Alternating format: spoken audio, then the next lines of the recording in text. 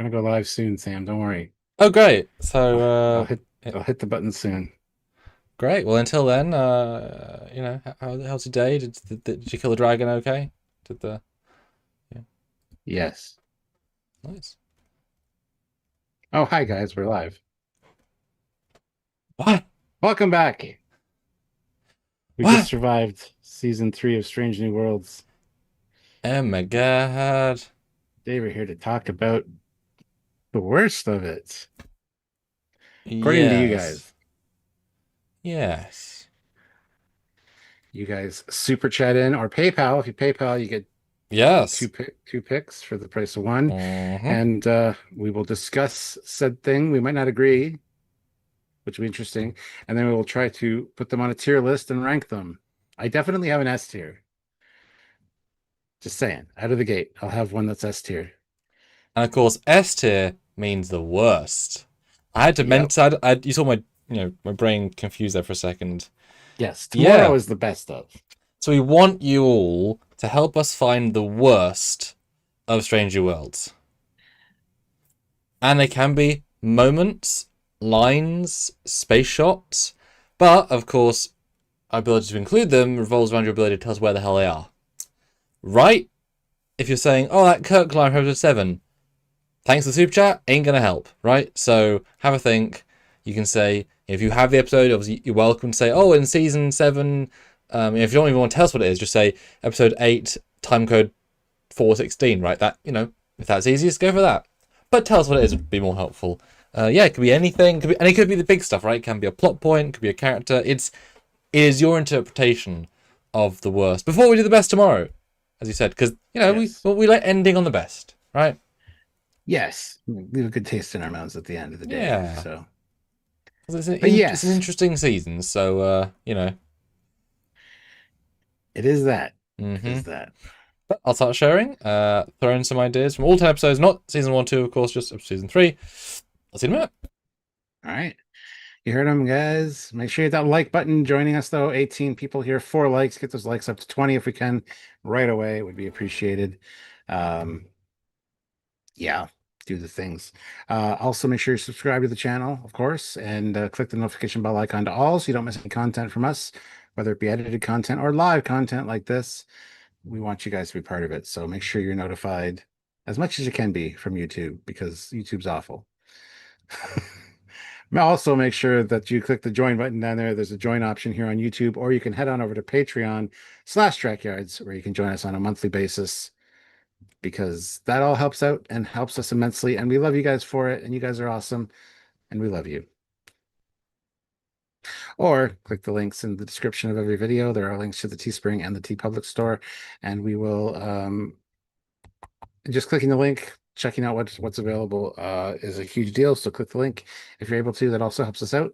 And we want to hear from you guys. So also want to see what you're looking at and buying in the store. Because there's Trekyards merch. There's a whole bunch of other merch as well.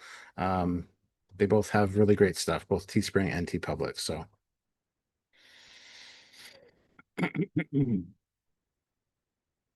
but yeah, you guys set the tone.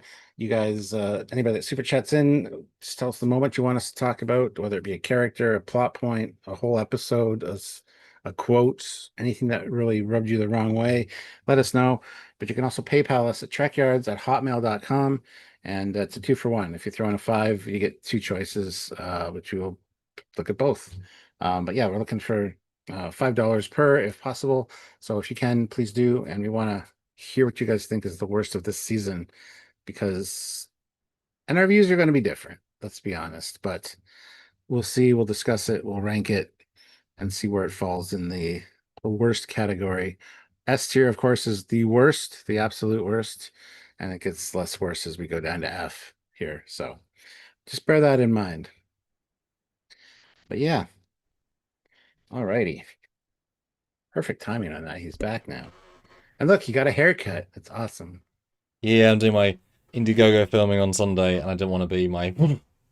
So I was like, make it short, but not. So I want some fringe still. So go record washes, and I'll be back to myself. But yeah, there you go. So this is neat me again. Although I tried it yesterday, but it was closed. I was like, oh, that sucks. I just didn't look at all at the building. Turns out it was closed because there was a car accident and a car ran into the building and like destroyed part of the door frame. And then it's so low down, curb level, that then I didn't notice it going in either because it was open today. As I went out, all the brickwork on the bottom corner is just caved in. I was like, good reason not to be open. How do you miss a car in a building? Well, that's what I'm saying. That was the day. It happened at 1 a.m. the previous day, so they were closed. Oh, okay. But they just couldn't open the door for a day. But I thank goodness it didn't like shatter all the window stuff, because I mean it sucks that happened, but they could have shattered all the panes of glass and just broke a ball. So damn. I went over like, how's everyone going? It's like, well, the shop got a car accident. It's like, yep, yep. Hijinks abound over there in England. Yeah, but it was cars into buildings and stuff. But it was a hit and run. But there's security cameras, so interesting. Cool. Wow. Yeah. Why not? All right. So, how do you feel about negative season 3? Like, now we've done it. We debated. Is this a season filled with weaker aspects? What are you feeling before we get into the people's submissions? What are you feeling? I'm not feeling that there's that much negative that I didn't enjoy. There are a few plot elements and things that, of course, kind of anger me a little bit. Oh. But overall, I think as a season, it was really good. Every episode, I think, had one or two things we could probably call out as being more negative and could have been done better. But overall, I think it was a fairly solid season for me personally.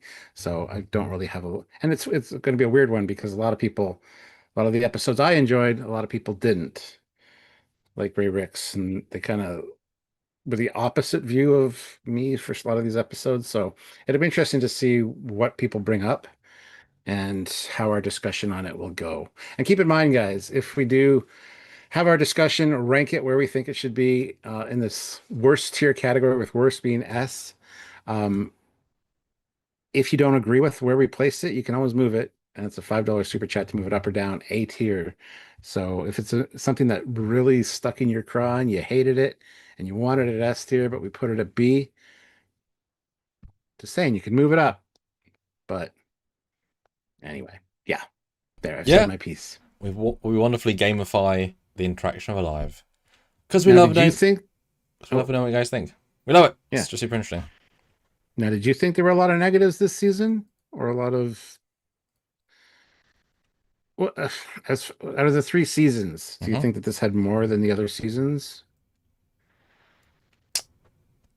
Yes, but probably more in that it had less strength, which meant that a lot of the weaknesses that might have been overshadowed by the really strengths weren't balanced out.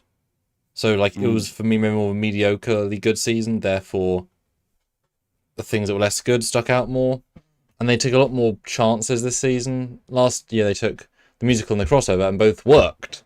Lucky, right? This season some risks weren't necessarily as successful, therefore, but if you keep trying things. Yeah, I don't know. It's I mean, having the first and last be plot problematic doesn't help, right? Surrounding it with right. Yeah. But yeah, this is when you guys need to think what bits, because there's a ton of bits and bobs, and just remembering moments, because there will be lots of moments within moments. The interesting thing is we're not going to necessarily agree, all of us, on everything with what was the worst, but there are things that stick out that I think are very worth talking about. So yeah, it'll be a good discussion, hopefully. So let's start with a random one. There's a few in the buffer. Okay. Let's start with Mr. Corby / his introduction. So more the introduction of Corby and how he was handled that first episode. Which his first episode was Wedding Bell Blues, yeah? Yep. Came home for a wedding. Yeah. Because TS character, they clearly done it wrong. I mean, they all acknowledge he has the wrong accent. Just cool. I'm Irish now. Yeah. Okay. Yeah, I didn't think it was bad at all. Actually, I wasn't knowing what to expect with Corby, Mm-hmm. considering, he wasn't TOS. He doesn't really match up with his TOS counterpart per se, but I really like the guy. And it's amazing Mm-hmm. how much we know about him and how much I kind of like the character Mm-hmm. when you look at Discovery and there's a whole bridge crew that we didn't learn anything about, really. So we learned more about this guy in the space of what, 3 or 4 episodes that he was in.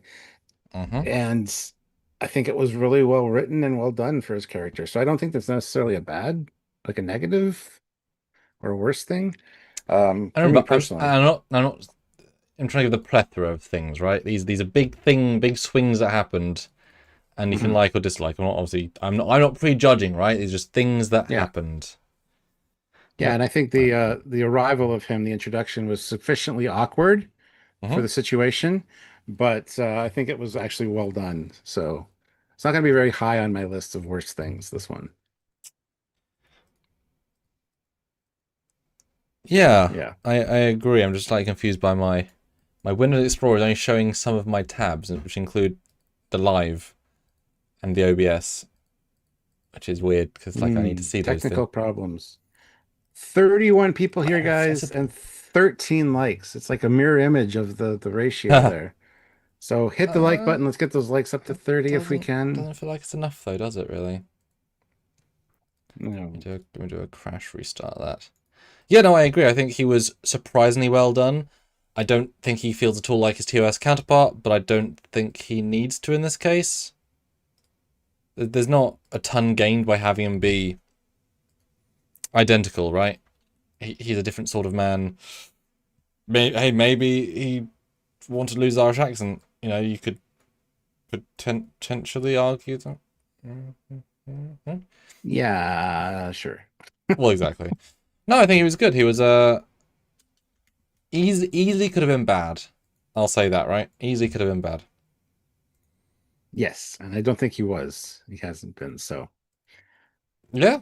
No, I Um, think in this tier he should be a solid F for Corby.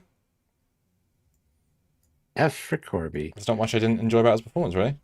And the fact he was overused is the wrong phrase, but he was constantly used. That allowed for him to be developed, and you get a real sense of him. Very nice. All right. Let's And we give have a him an super F. chat, so we can put it on screen. Yeah. Chuck Jones, $5. Pike's robotic intro to 4.5 Vulcans. Episode worst. We're not talking about episodes. So his robotic intro, I think, was hilarious. The fact that they change up the intro for an episode, I think, is really fun. They need to do Oh, that he kind of stuff literally more meant the often. intro. Oh, okay. I thought he meant the intro to the character. But he means the. Okay, let me do a new pitch then. I thought he wasn't being that literal. Yeah, yeah. Okay. That's why I was like, yeah, maybe we should get a shot of the intro. Yeah, I bet. But yeah, I think it was fun that they did that actually because that always adds nuance and interesting things to, and it's weird because I skipped that initially, Mhm. totally missed that. And then I didn't quite hit the skip button the second time, and I heard the first like beats of it, and I'm like, oh my God, seriously? So I listened to it all, and yes, his delivery as a Vulcan is very Coneheads, very kind of stiff and static, but I mean that's kind of the point. That's what he was going for. So At least we hope. I kind of Or he's just a bad yeah, Vulcan. I rather enjoyed his performance as a Vulcan if I'm honest. So yeah, Yeah, no complaints, and I think the intro's just it's a suiting. It's perfect for an intro for that episode. I think if I was to rate his acting or his hair, it'd be higher on the list because they both have problems. Mhm. But no, I think it was a very subtle, gentle thing. It took them no effort, and yet gained a thing. And one of my favorite things of the Mirror Universe episodes is the fact they made a whole new intro, and it's excellent and well Yeah, paced. And like it's layer upon layer. So yeah, I agree. It's absolutely an F. This is I have no complaints. Um, I absolutely good. Yeah, no problem. It was a nice thing. It's kind of in the same vein. They changed and did a whole entire sequence for the not TOS in universe. Thanks for doing it. Right, same extra attention oh to yeah, detail. yeah. Yeah, so for me, I mean, I want to say F again, but I don't want to give everything Fs because I Well, don't know, no, maybe I this is mean, Peel me submitting. worthy. There's nothing wrong with this. No, I think this is F as well because it's a nice, fun thing. Thanks for doing it. Yeah, no, I got to give them credit. They get credit. Didn't have to do it. You know, no, 100%, 100%. And Chuck, if you disagree and you want it moved up, you can do that with a super chat. Mhm, So mhm, just keep mhm, that in mhm, mind mhm, because we're not going to agree with everybody on these. So this will be interesting. mhm. Next up, we got classic for real, $5. Okay, fine, I'll start. For me, the worst moment is season one season of this season was the one from February 23rd, 2007, when J.J. Abrams accepted Paramount's offer to direct Star Trek. It's not have anything to do with this season, really. So the one But yeah, time in that's your an. career, Stuart, you're going to give it an F. It doesn't make sense. I want to give it an S so badly, though. Yeah, but you have 'Cause morals. this is where the downfall started. But if for season three, it's an absolute F. Yeah, Okay, what's JJ done recently? I don't really care. That's what I mean. Mm. So if you don't get your position with actual talent, like quality, consistent talent, like Steven Spielberg has all the talent. He just sometimes doesn't make the best movies, but he has all the talent, right? Yeah, So their entire career they've made hits. JJ is not the case, right? It was an yeah. era filmmaker. He was everywhere. As much as I'd like to put him at S, he's going to go at F. Really classic. There's so many problems this season, like the plot of the first episode, the Can I zombies, can I put an S on the board before we get to the next super chat, as an just so we example. have a Yep, a range? absolutely. Yeah, I love that. Yeah, fair. Come on now. Go for it, Stuart. The Explain. absolute worst moment from this season is from Terrarium, where they beam down to rescue Ortegas, and they bring a fully armed, with tactical gear, landing party with phasers set on kill. And La'an doesn't use this is season one La'an. Absolutely, I would expect this from season one La'an, but considering how much the character's grown and developed, I did not. This just bothered me immensely. And so yeah, this is my absolute S tier one because it was everything was wrong about it. All they had to do was shoot on stun, and even if the Gorn died because of its injuries, its pre-existing injuries as a result of that, it's still tragic. But just her going full assassin mode, and just for the fact that the phasers were already set on kill when there was no obvious threat there that they knew of, it just seemed a little off to me. So that is my S tier. Yeah, no, Because this is a terrible moment in the episode. Even though it's an intentionally terrible moment for the characters, they could have framed it in all the better ways, all the tact, all the strategy. And yes, they did in a sense set up it previously with her saying she'd shoot a Gorn on sight in the previous episode, but that wasn't done enough to make this feel justified. Because had they genuinely knew this was coming, right, and they said, right, what's the guy's name? The brother. um Beto, yep, Beto. yeah. Had he said, but would you actually shoot and sign a Gorn? I would, yeah. But an unarmed Gorn. Too much of a risk, gotta shoot to kill. And there's like a silence moment of like, that's harsh. But it wasn't that. It I was, didn't even clock that it was registered in the episode beforehand. That's interesting. yeah, people said that on my live, that they said she'd shoot Yeah. to kill. Well, but it wasn't that explicit. It was I assumed she was saying that out of gut reaction, not of truth. That she Yeah. thinks about it for 2 seconds, like, oh no, of course I wouldn't. I'm not that sort of person. She did though. Yeah, this is a terrible moment, and as you said, all they do was stun it with 8 or 9 blasts. They beam it up to the ship. It dies on the table, and then Ortega's she grabs a prop from the sickbay, and she says "Lan!" And it cuts out to the ship. Jesus Christ. I mean, that was clever, right? On several levels. It was, yes. I got to give you points for that one.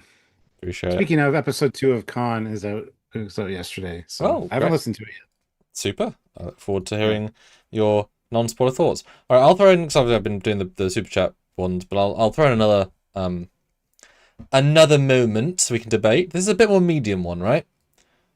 Episode 1, Pelia lies to Scotty, getting his heart rate up, blood rate up, saying we're all gonna die. So he fixes something in seconds and then laughs at him, and he's generally quite, huh, about it. I get it, but it's not a nice moment, and it could have been done better, and it makes Pelia look worse. So for me, it's a weaker part of the season because it's just a dick move for a very nice lad. I don't like it. And this is the list, right? We're looking at things I didn't like. This is definitely a didn't like of the season. Yeah, I don't feel the same way you do. I thought it was hilarious, first of all, but she's also his teacher, and she wants to kind of push him because she knows what he's capable of. So to do that, kind of, you know, turn up the fire under his butt, so to speak, to get him to perform a little bit quicker, I think was proving something to him as well. So yeah, in the moment, it's pretty awful, but it was done for a reason and not done out of malice necessarily. It was to show him what he's capable of. So I kind of don't have much of an issue with it. The problem is that will make sense from this episode's perspective, but if you swapped this to any other scenario, a terrorist is on the loose. They just bombed the school. Quick, let's do a thing. And your kid was in there, right? If you take this out of this scenario into any other world, this would be so horrible, and there'd be a person to live with that. And it's a horrible thing to do in any other situation, right? Just as and you would not want to be friends with the person after this, less so. But as a teacher and a mentor, I don't know. I think it's fine. I'd be pissed for like a moment or two, but I'd understand what she was doing eventually, hopefully. So yeah, I see what you're saying, but But it's it's definitely two not an sides F, to that because it's one. definitely worse than the other one's an Oh, F, right? oh, it's absolutely not enough. That's what I No, mean. I'm trying to create a sum. So I want to vote for C for this because it's gently that's what I not. was thinking. Yeah, Yeah. give us some levels. Yeah. Yeah. Yeah. Yeah. Okay. Thanks, Joe. Interesting. How random. Okay. Right, we've now got a board. We've got some Yes. super chats and some interesting ones to come up. Actually, I'm gonna make this smaller just so Mhm, just mhm. Scotty, but we get the context. And as you said earlier, Stuart, All right. PayPal as well for 2 for the price of 1. Yes. So put in 5, you get 2. Put in 10, you get 4. And then we can talk about loads of stuff. Yeah. Yeah. Melonius5 throws in $10. So thank you so much. Worst thing about the season was that it was bookended on the calendar by two much better, smarter sci-fi shows, Andor and Alien Earth. Made Strange New Worlds look childish. Okay, I can see that. Um, so what are we Have you seen those other things? I haven't seen Alien Earth yet, but Alien Earth yet, but I've heard a lot of good things about it. I'm gonna wait till it's all out before I watch it. I want to binge it. Yeah, we've seen the Um, first. Let me do. Yeah. Yeah, I didn't see Andor because it was just didn't get around to it. But Alien Earth, I was able to watch the first 3. There's Beto being a child. Because there you go. But summarize it. Yeah. So I know what you mean, but the thing is, right? Different shows, different people, and different shows, different times, right? A BSG reimagined is gritty and dark, would not work in other times I wouldn't be as popular at other points. Happy shows, shows that get the zeitgeist are important. So, yes, the contrast is stark, but there's a much more, in theory, mainstream vibe to a fun, gentle, most of the time, family-ish, friendly show like Stranger Worlds than a hardcore political drama, which I believe has some rape in it. I haven't seen the season. And then Alien Earth, it's a bit weird. And if you're not horror fans, not really, but it's a little bit. They're not for these are 3 not for the same audience people. So problem is, and I think the thing that he's trying to highlight is it makes Star Trek look like the stupid one, and Star Trek's always been the cerebral kind of sci-fi because this was such a silly episode with genre-specific episodes that it didn't have the smartness of TNG or you know what I mean? Like it didn't have the Star Trek kind of more cerebral But Like did Andor definitely was more in that vein for sure. Uh, so I see what he's saying. mm, Um, but for me, I'd probably, but it's I but it's not that kind of show, and you don't want every show. If yeah. every show on TV was a hardcore, really intense to watch political drama, right? That would be terrible. And so I'm okay with it being more childish because that's actually Andor's an extreme example. Mhm. But it's like saying Enterprise to TNG. Enterprise feels childish to TNG. Enterprise feels bloody preschool compared to DS9, Mhm. right? And I said several times, Voyager Season 7 is so much better than Enterprise Season 1. It feels like they're getting such a rank down in terms of quality across the board that even Mhm. just Trek shows compared can feel like child's play, right? So, different shows, different times, different mentalities. But you got to give it at least a D, though, for like, yeah, it doesn't stand up, unfortunately, compared to those two in the same way. I mean, Andor's an award winner. I mean, Alien Earth is interesting. Alien Earth for me has some much better scenes, but it's one long story, and therefore there's a lot of stuff that like, you could probably take that out if you really needed to. Whereas these are all sub episodes where the range is really broad. Well, look at it this way: Yeah. Alien Earth keeps its canon correct. Like it does, it goes above and beyond to do that. You say that, but the director said he doesn't necessarily take Alien 3, Prometheus, any of them canon. He's like, yeah, they're soft Well, canon. He's like, yeah, but Alien that's a, 2. that's So that's a debated thing, right? Whether those fit in. So, yeah, but but yeah, he's not worried about that, which is interesting but because he's. still, the visual look, like they've tried to make it look and feel like You the say that, but the original Aliens had a aliens. lot of blowback on how bad the design is. A lot of people are complaining it's one of the worst Alien designs. Because he made Really? they made some really bold choices to this part of the face, and he does look, I think, objectively worse. So, because he just wanted to do his own version. So actually, I disagree. There's some pretty severe blowback on that.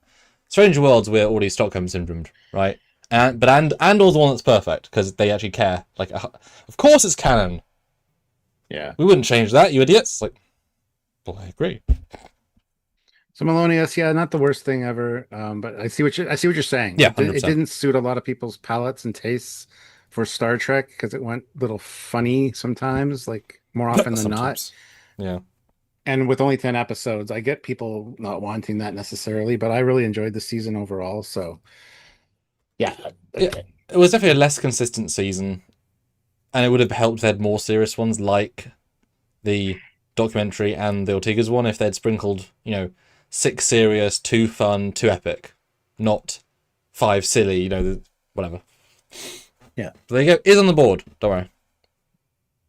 All right. Back produce, $5. I just hate it whenever destiny or fate is mentioned in Star Trek. Yeah. Sad Pike meme. It's not one that's it's not one that Star Trek generally touches because Star Trek's more scientific. They they take that kind of mysticism out of things. But there are moments through all Star Trek where there's kind of that, was this something that was like a predestination paradox? Is that considered fate? It could be, things like that. So again, not the worst thing. And I think in the context of where it was used in this season, I think it was interesting. So I don't have a problem with the fate and destiny thing, but I get why you say that 100%. Um, it just created some interesting stories for us to talk about, which is good. So yeah, And that's kind of my take on it. I don't think it's the worst thing ever. that's funny. I wish they doubled down if they did anything with it. Yeah. I said several times, if Pike started to get used to that he couldn't die and took the Yeah, idea yeah. of, I am fated to die here, therefore the universe is whatevering, and then the crew would notice that he can't, like he's doing absurd things, like Groundhog Day, right? How do you know everything in an event? Because you lived it 5 million times. So therefore, if that was a plot, that might be plot season 4, right? But I would double down and that they then say, Captain, why do you keep going on risky things? Like B'Elanna and the one where she keeps doing dangerous things, but now you can't die. Like, stop throwing yourself into a gas giant, because how are you not dead? Because I can't die. And then if I was writing the season, I would have that play out. There becomes a science reason. He's not fated. There's a like quantum lock entanglement principle involved. Like, you know what I mean? There's some sciencey thing that unmystifies it, and he realizes the Yeah. limitations of that. And all they have to do is be in one temporal event, where the future's tweaked and instantly it's swapped. Now we know that it'll end up the same place, but I would science it, so I'd triple down, deal with it, and then undo it with some science at the end and make it ground it. Versus this, where they kind of like teenily whatever. Because as we know, destiny isn't a thing in Trek, really, because otherwise all good things are going to happen. Generally killed an entire timeline. So every version of every event, it got the, Gabriel Bell. It wasn't Cisco first. He was Cisco the second time. Yeah. There are things that replace because of time travel, right? Which is fine, and the Pike thing kind of breaks that because as soon as as I said, as soon as Michael Burnham goes to the future, the first time meets her mum, undoes the control future, well then Pike is no longer dying in the control war, and now he's they already changed his fate the first time after the universe got unkilled by control. So you know what I mean? It's already, it can be changed very easily just with big events. So I can watch the double down, but that might be season 4. And probably season 5, like one of them. I don't know. Yeah. What do you think? I kind of want to put it at D, honestly. Yeah, yeah. Because for me, the way it was used, like we know Pike's, that's the whole thing with this show. Pike's got a destiny that can't really be altered. So it's kind of a thing that's been going on since. But tie that with Patel, who's also like the love of his life. That's interesting. So yeah, I don't think it's the worst thing ever. But you're right, scientifically should have been explained a little bit better as per Star Trek. Okay, can I negotiate you to a C just again for the super chatter? Because the Patel destiny is so much more bullshit in how they explained it. It's mystical. So it's not just Pike, it's all the destiny stuff. Can we up it to C just because of her stuff didn't really work? Yeah. Yeah, absolutely. Cool. Great, good variety here. Yeah. JJ fucking Abrams. Well, you're gonna need to get a Giorgio picture because he's talking about Section 31 later. Yeah. Thanks for that. Well, that shouldn't be even on the. Well, that should be above S somewhere. Anyway, we'll get there. Joe Brown, $5, $5 for the Commander's flair for directing. Appreciate you. Thank you. Very kind, and hopefully in 26 we can crowdfund for Stuart to fly in and be directed some more and sort of. My arms would be very tired. Yes. And quick fire some fun stuff, which I'm excited for. Especially as you guys have seen my Rathacon, stuff I can do now. That'll be fun. I still love that I surprised you with the seeing you on the TMP-ish bridge.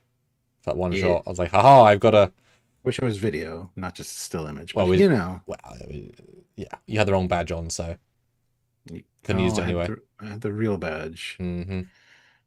Trekyards for the win, man. I'm a fleet captain because I had to fleet control ship. It's fine. Just leave the goddamn badge on. You can explain it some other way. It's a perfectly fine looking badge. Anyway, we'll stop that now. Sorry. Chuck Jones, $5. Spock La'an romance. Feels like Spock is using La'an to get over Chapel. Oh, I've not heard that yet. I haven't heard that either. Okay, react to that first while I get the next picture, because that's a brand new thought. I don't think that's the case at all. I think he's kind of exploring his human side because he even said to Beto, that's one of the good things about Starfleet. Like, I couldn't explore my human side at the Vulcan Science Academy, but in Starfleet I can. So something happens between now and TOS where he kind of more fully embraces his Vulcan side. So I think he's not using her at all to get over Chapel. I never even once considered that. That's the first time I'm hearing it. I think they're more of a match, these two, La'an and Spock, because they're both stronger. They're both more intelligent. You could hypothesize because she is part augment. They're both loners in a way. Yeah. So I think they make a really great couple, and I think they're a much better couple than Chapel and Spock. So I don't think he's using her to get over Chapel at all. I think it's something that happened very naturally, and I don't think there's any kind of intent there from Spock to do that, because that seems very emotionally unstable to do that. The main circuit. Exactly. That was before that. That was Cage. So yeah. Okay. Everyone has facets, right? So of course you could argue that when they got together originally, it was with chemistry and it will help him get over Chapel. That's fair. Any new relationship helps to get over the previous one, right? That's just people nature. But the fact they never dwell on the couple means it's working. I know that sounds counterintuitive, but every other season of Strange Worlds, it's been the drama of Spock and Chapel doing a thing and not a thing, whatever. These two, the fact that there's so many really subtle lines where they're learning from each other. He hands her a coffee, no one else in the scene. They're lovely and subtle, but each one tells you they're working as a couple and just having a nice time. That success, you don't need the drama. I still prefer to Pring, but you don't have to Pring apologist. Yeah. But they're a much more natural couple because, yeah, like you say, they're more similar in personality. She can bring him out, but also she can be reserved with him. She doesn't need to talk. They can just sit together and not talk, and that's still nice. Which Chapel is definitely not that. So she's a better balance. And yeah, they can... I was going to make this... yeah, Neil, absolutely. I was going to make this joke when you were talking. They can throw each other around more. Yeah. So that's good. So no, I think they're working surprisingly well. I don't know what the long play is because it obviously ends. Although, well, I say that. Do they ever say he's not single in TOS?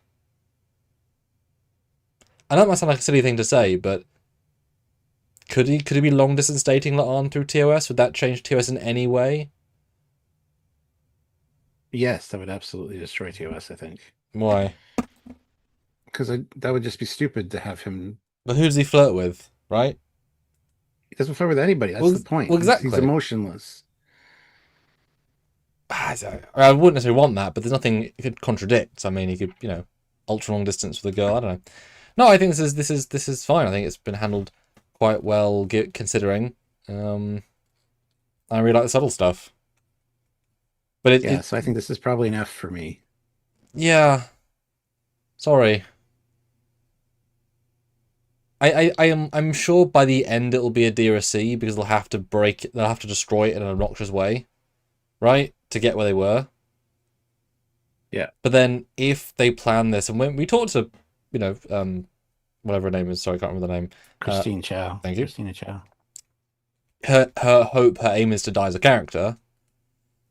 And if that's the reason Spock removes himself, then it's a harsh but true truth. Especially as I rewatched the first episode, part of that, and that's the first mission. Welcome to new tactical officer. So we'll have seen the entire length of their friendship relationship on the Enterprise. This is them. Yeah, if they get closer and closer, and then bam, dead, bam, sad, bam, nope, not doing this anymore. 3 relationships in a row that failed to bring. I mean, that you can see why he might be. Third time's a charm. That's why he says, "Fuck it, I'm not gonna get involved anymore." And then, oh no, okay, Cybot can't kill to Pring. They're a bit locked in. I was about to say if that happens. So no, I think surprisingly well. Now there is one word about Chapel and Spock's relationship that I would not vote there in this season, but people have to put in for it. Yes. Classic for real, $5 episode from January 25th that time skipped to Lost Era with none of the characters, just Giorgio and Garrett advertising the Samsung Galaxy S31 tricorder. I'd totally get that. I mean, it can scan blood. That's pretty cool. Well, this is like absolutely one of the worst things. It should be above S tier. But considering this doesn't have anything to do with season 3 of Strange New Worlds. No, I think I'm very reticent to put it at F though. No, I think on principle it's a double S, so it goes above S. I think this is the worst thing of the season. So I think it goes the secret category above S. Oh, the S plus. The S plus, yeah. It's so high, it's off the chart up there.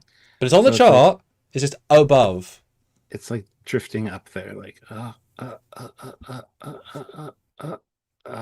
Double S, yeah. Double S. Double S classic. Do you remember that thing happened? What thing that happened? I thought that. Okay, can you imagine, right? Yes, no. You can. Doing a a drunk yards in your house or in my house together live, where we can actually show the footage, right? So not limited by copyright. Do a drunk yards where we just watch Code of Honor, '09, and Jesus Section Christ. 31. Like how just upset would be by the end of that, right? And Code of Honor is the best of the three. Sorry, but just like seeing them getting worse and worse, that would break me. That would be the guy from Rocky. I would break you. Yeah. That's it. That's retired Trekyards. That there's no more we can take.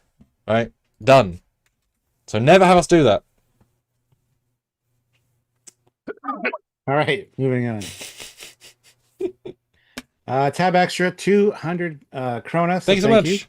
you. Big glowing I did number. not Thank you. like Uhura doing the quantum Mm. calculations with the wormhole episode. Mm-hmm. Oh, the manual override? Mm-hmm. Yeah.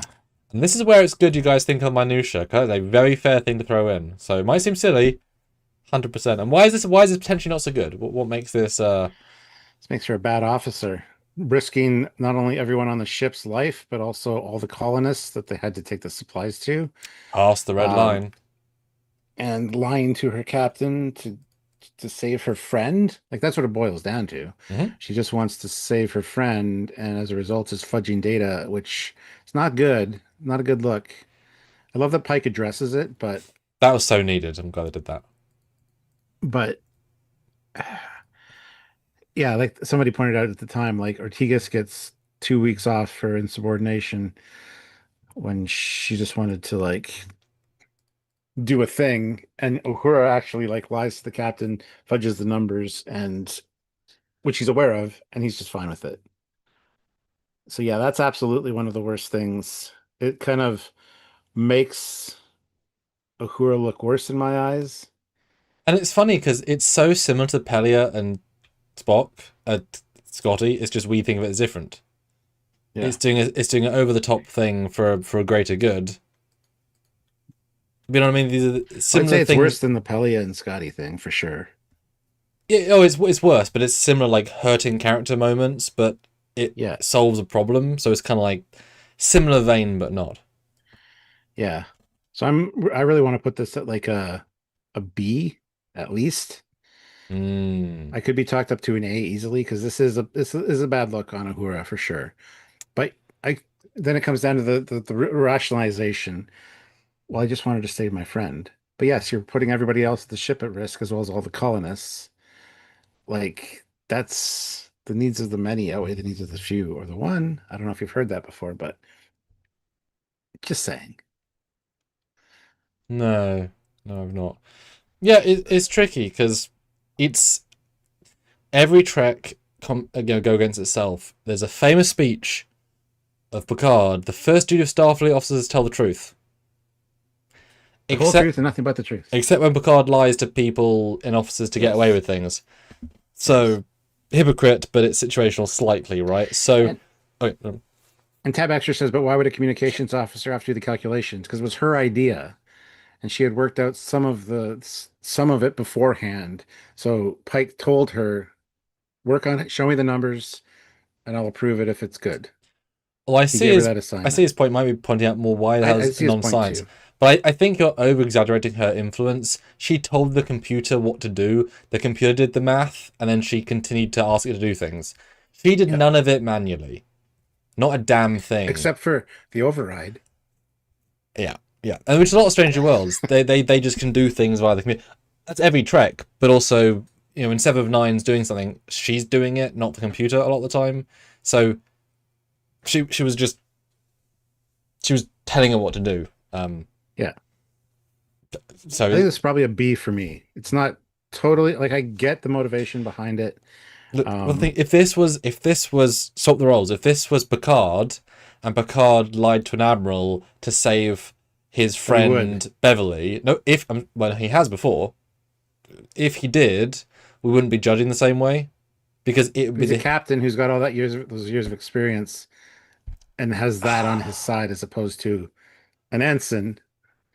But then you have. I think she's still an ensign. But yes, but then you have the she doesn't know any better. He does, so he shouldn't. That's worse if he does it. Both yes arguments. and no. She's just a kid trying to save her friend. But Like, he's also got all these years of experience to kind of justify making that decision. That's one of the reasons he's in the captain's chair. But yeah, multifaceted, yeah, it's an right? argument you could have. Yeah, it's an argument you could definitely have And at the that's the beginning. problem. She's wrong, but the right thing happens. Which is ironic. Guess Well, what? Pike knows Tegan. she's, yeah, Pike knows that it's wrong going into it, but he's still That going to do it helps. anyway. The fact they knows Yeah. does help because he's consenting to the bullshit. But this is so similar to Ortega's in the second episode where she fudges the thrusters to get a better option. But had that worked, as in her plan, it would have been looked different. The fact this works, right? Had she failed, the ship been damaged and the class be dead, she'd probably be chastised. So it's so damn situational. But also ends need to make mistakes, right? Oh, okay. Silly question, guys. Vote now. This is a brief question. What's worse, this moment or Chu Jiga reading the Book of Klingon in Star Trek 6, which he doesn't know Klingon? The communications Well, officer. that was because of Nicholas Meyer. Exactly. Yeah. What's worse for Uhura? Star Trek 6. Star Trek 6. I'm just saying. Yeah. Because that's like, oh, Jesus Christ. Stop. Yeah, but go B. I think you're saying B. I'm fine with a B because it's... Yeah. Yeah, I think B's... Wouldn't say a very strong B, but yeah, it's higher than C's, for sure. But it would have been much worse if Pike didn't know. If you tricked Pike, it would have been worse, but Pike knowing helps. Yes. Yes, absolutely. All right. Next up, we've got Melonius5 again with $5. Are any children watching Strange New Worlds, though? Genuinely doubt it. I mean, I don't know. I don't have the numbers on that. I don't know how else you'd get those numbers. I'd let my kids watch it. But nothing bad in it, if I'm honest. Great, good call. Do you remember him? I don't. He's a sacrificed kid. Oh, yes. The Okay. kid. I mean, Is there any kids watching? I don't know. well, he's not because he's doing a thing. Well, okay, would you, obviously to the person, would you, I mean, you've seen Buffy and Angel and Supernatural? Yes, yes. Would you let a 10-year-old watch any of those? Yep. I mean, you would, but they're not aimed at 10-year-olds. They're all too mature for that. With violence, they're not that audience. But you could let kids watch it because it's not bad, but they're not meant for that, right? This is not meant for kids, but also it's not bad. So it's that sort of realm of like, Yeah. I don't think, I mean, it's bright and shiny and flashy, and kids wouldn't care about the stupidity of some stuff. They might be scared with the Gorn. Right? Yeah. But yeah, I mean, if you want to go C, I would say C, just because the logic of it's not as successful an all-rounder than TOS or TNG, because it's not as smart as them. And kids are inspired by smart. Pandering to dumb doesn't work. TOS, TNG, Voyager, they all are all DS9, but they're all good for all ages, even though they're more too mature for kids, but they actually work well with kids for TNG and TOS. You know, Yeah. like kids were inspired by TOS. That's kind of the point. Those people made all the fan films. Those people became writers. Like that's sort of the crux of that, right? Who are you calling those people, Sam? That's really rude. Moving on. Tab extra 50 krona. The stupid telephone they used in one episode from TOS, they have used wall-mounted intercoms. Yeah, but that was the point of using the phone, that they had no internal communication. I didn't realize that they've never used the internal button comms. At least not this season. Right? I have no idea. Like, I'm sure they exist on the set, but they've never... They don't even do... They just go to rooms they talk. Pike has to physically walk into the set where he could say... He could talk to them. Huh. That didn't occur to me. They just skip. I think the phones are... Huh. Without context, yes, are incredibly stupid. Hmm. With the context of the episode, though... Definitely not the worst thing. Definitely not S. At most, I think this is probably a D for me. Because I just love that Pelie used to have an antique store. She still has some of the stuff. He's a hoarder. Yeah. And a whore based on who she brings to a court, apparently. Oh, wow. Yeah. Doctor Who shows up. That's why it has to be shielded. Oh, Tom Baker. Why you do that? Well, you should find out which one she prefers. Anyway. Especially Jodie Whittaker. She's all Yeah. Yep. So I want to give it at least a D, I think, for me, because I don't think it's really stupid in the context of the episode. I think it's actually quite clever and interesting. And the Yeah, fact take there are that, different Super Chatter. stylized phones. Well, Clever and interesting, and that Super Chatter would be terrible. I love it. The issue is that when it was in the preview, I was predisposed to dislike it because it was so stupid. But they didn't that's what I said. well, I was saying, but they did not do that. So my expectations were this, and it was much better and shorter used than that. It was such a tiny part of the episode that I can't be mad at it because it wasn't any more than the little gimmick it was, right? Yeah. Like it would have been. They could have done more of an episode where they have like cell phones, like little like the Matrix ones. They flip open with an antenna. Like, they could have gone funnier with it. Say we've developed The Matrix one's flipped up.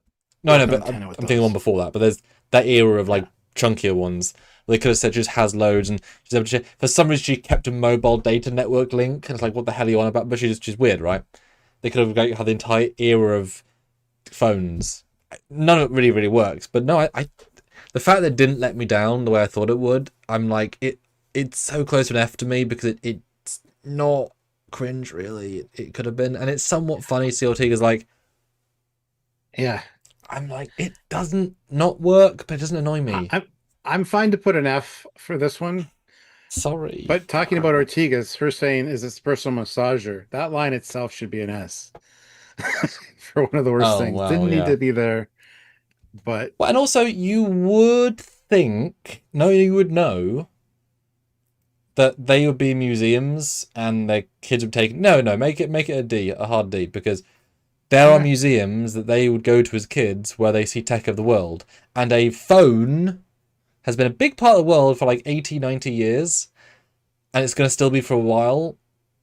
So, of course, they know what a phone... Not these phones, though. These are landline phones. They're almost all gone now. But they've been around since the first phones. Yes. And they're also landlines. So, I say 60 years, and that's a big percentage of the modern era. So, they would absolutely be in... They would have learned about these in school in history, that people used to talk. So, no, actually, it's dumb in that regard. So, it would have been better if they'd said, oh, I remember these from school. Done. So actually, it's worse, yeah. So D with a possible touch of C if you take that literal, but they weren't thinking that far ahead. Yeah, guys, hit the like button. We have 33 likes, 45 of you here. Let's get those likes up to 40. Hit the like button. Oh, I should do a poll, shouldn't I? Maybe. Yeah, this has been an interesting discussion so far. And if you guys disagree with where we place your picks, you can move them up or down a tier with a $5 super chat. So if you feel very strongly that telephones are the worst thing ever and you want to put them in S, you got math to do.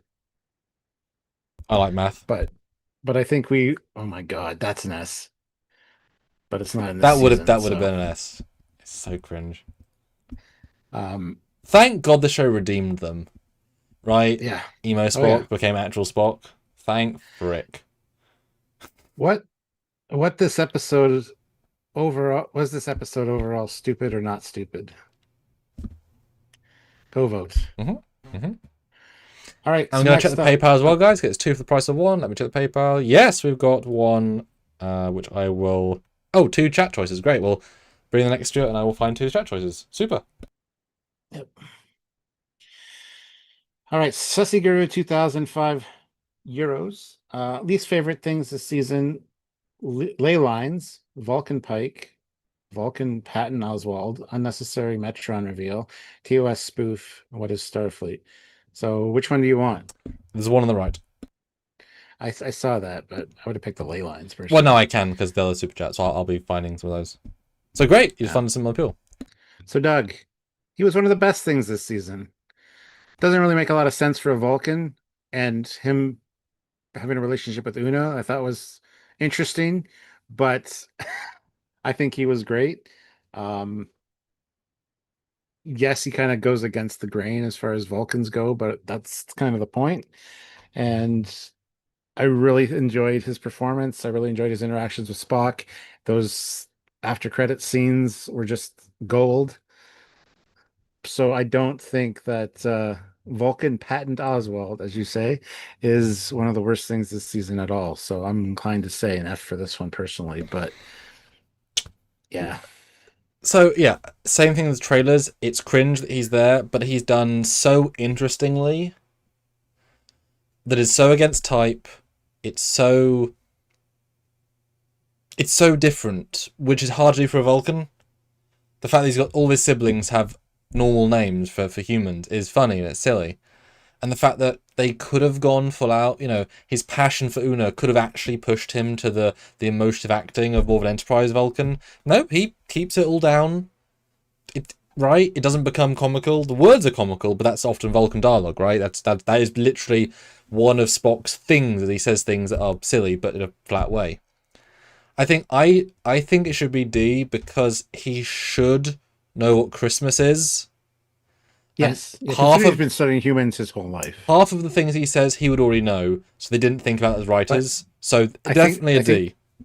I think that was all improvised, first of all, and I think it was all put at the after the credits because it wasn't supposed to be part of the episode. So I don't know if you can really count that, but I'm fine to put it at a D. Yeah, because you could have really clever references, and they went for some. But yeah, much better than I thought. I would actually like to see him again. I'm sure he was fucking thrilled.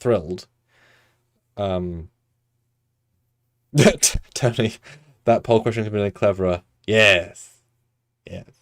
And Darth Cisco says, "Hello, everyone." Well, I say hello, Darth, or Mr. Cisco, however you prefer.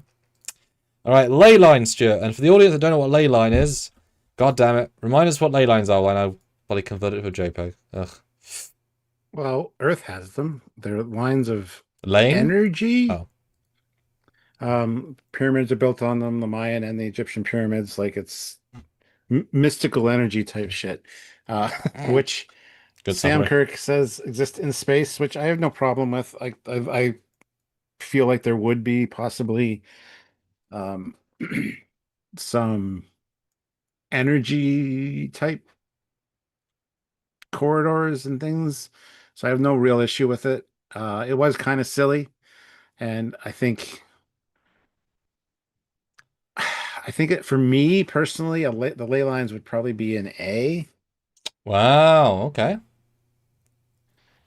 That's So, the so I energy was. you So I think? wasn't. Well, yeah, because there was just a graph, which is fine. But I mean, I've got a graph as well. If you prefer a graph. Yeah, Okay, I that's fine. could get the graph while you're talking if you want. No, I've got it here. Okay. I just thought that would be. You know what scene it was then.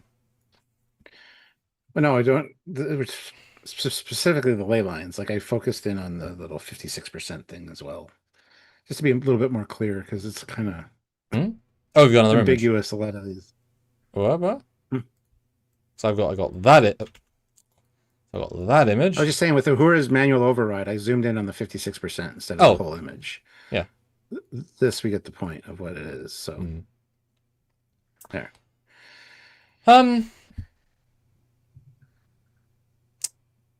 The problem is with A Lot of Stranger Worlds, the ambiguity of what it really means. Right? Because are they saying they're interdimensional corridors that connect space that they know exist that you could tap into in some way? I guess, but then they never use them ever in the show again, but they know they exist and they can get you between planets in 1 second. That's pretty important. But then again, the Iconian gateway sort of out trumps that. That doesn't need ley lines, whatever. The Mycelial network trumps that. Transport beaming trumps that. They might all be related though. They might be using these ley lines. Yeah, and I actually would have dimensional ley lines. And I would have been fine if it was a mycelial leftover something stupid. I don't know. They're just another god-based thing that if you watch TOS and think, why is there so many alien floating balls? Stop it. Right? Is that sort of like another one, really? But they weren't the most intrusive thing. Had they said the ley lines connect a list of planets, and somehow, for some reason, it connects that prison planet to Earth and Kronos, it's like, right, and then the guy goes between them to take hostages or whatever, like some absurdly, you know what I mean? Just the way they would have dumbed it up for me for sure. Yeah, but this is more a case of the alien race, these existed, so they put people and buildings on the planets they connected to, because that was their fast lane. So it's like Stargates, right? Why is every planet Canada? Because the ancients only put Stargates on planets that were the same for them to live on. It's not a question, it's an easy answer, right? So I would say B, just because they didn't push it as far. It annoys me middle way, but it didn't push it. Like, there's things in this episode that are definitely an A and an S, and this is like, it's not the dumbest of the episode. You know, her just going, phew, I killed them all. That's much dumber, right? This is just a bit like, yeah. But for me, I know. Have I convinced you? Yep. That's why it's in B. Cool. Good stuff. Let me check the PayPal again. I didn't have much of an issue with the ley lines. Like, I kind of like the idea of the interdimensional, like, almost hyperspace lanes kind of deal. Below the fabric of space-time. I think that's kind of neat, but it is kind of a pseudoscience, the whole ley line thing. So, yeah. As ever, it could have been done better. That's always kind of the thing, right? Yeah. All right, next. Classic for real, $5. You can't say the needs of the many outweigh the needs of the few anymore. They got canonically canceled in the Discovery episode Unification 3. Sure. I don't know what that means. Don't remember the episode enough to remember if they got canceled or not. Who's they? I don't know. But Stuart, 5. Bring in one of our pre-made ones. Oh, I'll bring in this one.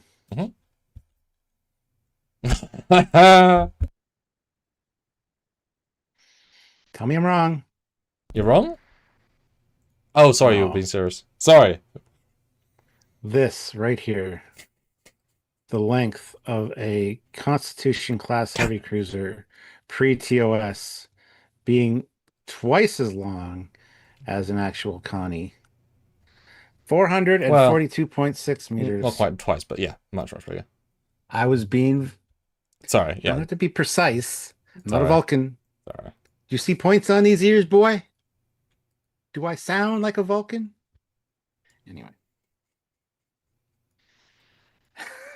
Yes. The fact that they still went with this, when in Discovery we saw an actual display that has all the correct measurements of this ship from the technical manual, which they just I thought they would probably go with, and they didn't. So no, this is absolutely egregious in my opinion, and I don't like that the ship from the cage to now has upscaled and will then downscale to TOS, which is just incredibly stupid. So I'm specifically talking about the length here. They got the crew members right, the number of crew, which is impressive actually for Pike's Enterprise, but just saying. Yeah. This is absolutely an S tier for me. Well, it's tricky in that if they'd made it the proper size, we'd say, how the hell does that engineering, sick bay, corridor, bridge fit? None of that is designed with the Connie in mind. Not a single part of it, right? So that doesn't work as well. So there is a semblance of logic to double down at being bigger and then gets changed because the show can't fit inside the original Connie. It never intended to, right? So they're never going to explain it. It gets smaller, but they might. But yeah, it's annoying. It's annoying for sure. And we'll hear all about this in my next fan film, which is the crossover, because this is a sticking point. Because that's a canon, right? So I'm just gonna do it. Not canon though. There you go. Yeah, it's and the fact is, it makes the more verbose and negative Trek fans say, "Well, that's on-screen evidence." Sorry, where's the TOS on-screen evidence of 289? Show me it. Wasn't said in canon, so therefore this is the canon now, done. As if that's the mic drop. It's like, yeah, Matt Jeffries designed it this scale 60 years ago. All the other ships after that were based on that scale. And every single designer ever on Trek knew this is the scale. All of them. Yeah. So every single thing designed around this. This doesn't... technically it's not canon, but also everything is based on that scale, so all of the scales linked to that. So ruining... It affects everything else. You're ruining all the rest of the canon for this one little thing. Yeah. Yep. So I'm going to say S Well, tier no, hold on. personally. Is it a double S? Does it get with Giorgio out of the chart, or is it not quite a No, double it's S? gonna Okay. it's gonna stay on the Okay. chart. Okay. So it's not quite so classic. It's not the same as yours. It's not a double S. It's just an S. Now I'm gonna put her over here, just as a reminder of how bad everything could get, and that nothing on this chart is that bad.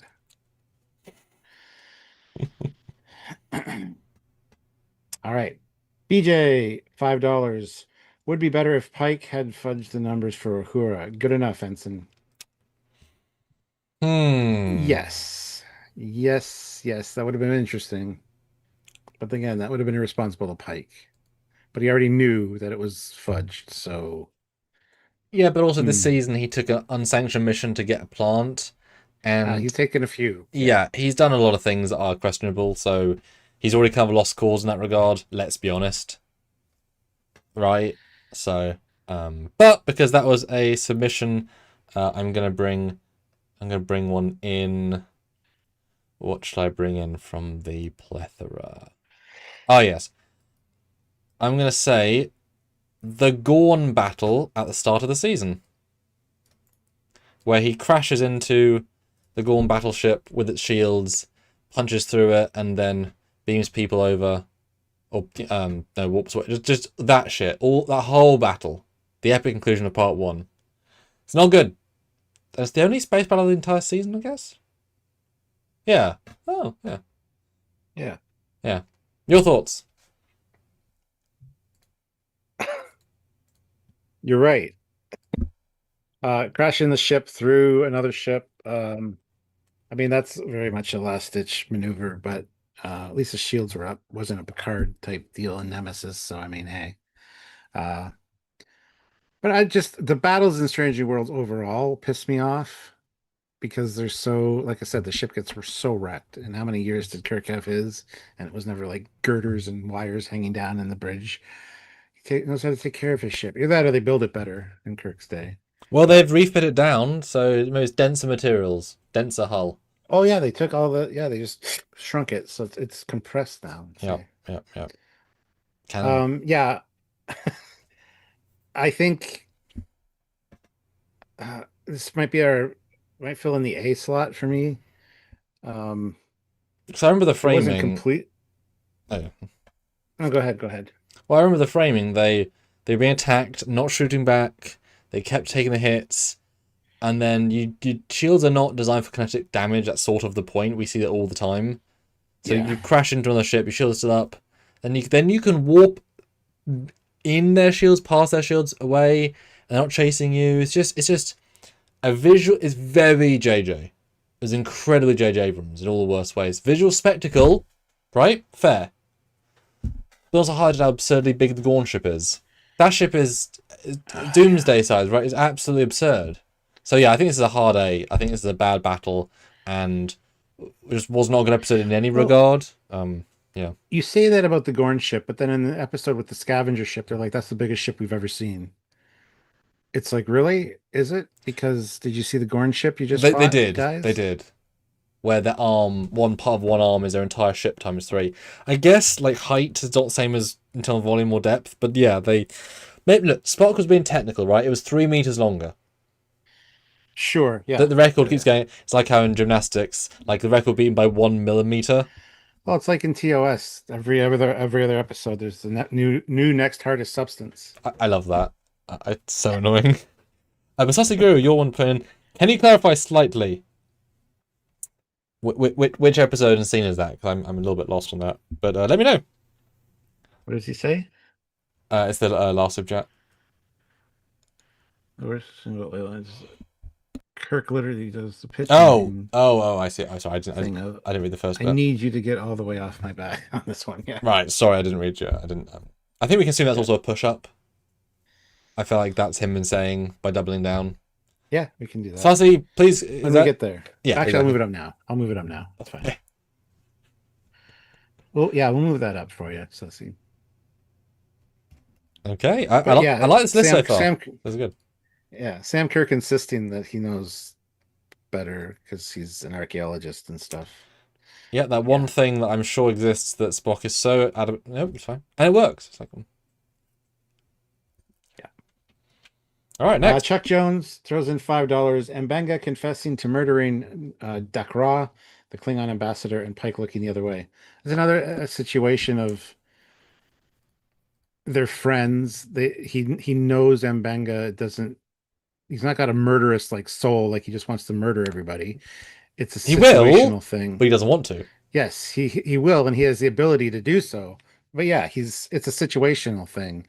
I would probably do the same thing with a friend of mine if I had heard that. Like, as long as there's justification for it, Well, it's the you old know, adage: if your friend murders somebody, would you help dob them them? hide the body. Yeah, we dob them in. I mean, it's a right. Yeah. I'm not answering that question. I'm just saying it's an age-old question. It's objectively bad for sure, but again, I think with the relationship they have, I get why Pike is saying what he's saying. So again, it's not going to be S tier at all for me, but it's definitely up there. I think probably B for this one for me personally. Um, but I don't know. There's a lot to consider with that one. But yeah, I'm gonna vote B. The barricade. Yes, you guys are correct. So him confessing is one thing. That made sense to save Pike. Cool. But as I said earlier, Picard's speech. Do to tell the truth. That's important. And both Mbenga lied. He super lied because murder is kind of a worse lie than just, I know. Yeah. And I believe when originally the Klingon lady, who in fact it's funny, she posted some great pictures and I thanked her for posting great pictures. She says, "Hey, thanks for watching." So Klingon lady talked to me on Facebook for 2 seconds. Hey, Yes. good pictures, good uniforms, great to see. If I recall, and I might not recall correctly, doesn't he say he killed a self-defense first, and then Yes. the lady pushes him, so he lies again? Is what I'm trying to say. Yes. Yeah, so he doubles down the lie, which is worse, but then has to whatever. But yeah, It could also be argued. It could also be argued that he said something to save his captain, with it not being true. That's kind of the end of the episode. Which you almost wanted him to say that, "No, Captain, that was a lie to trick her." Are you sure? Yes. Well, that's what Pike said.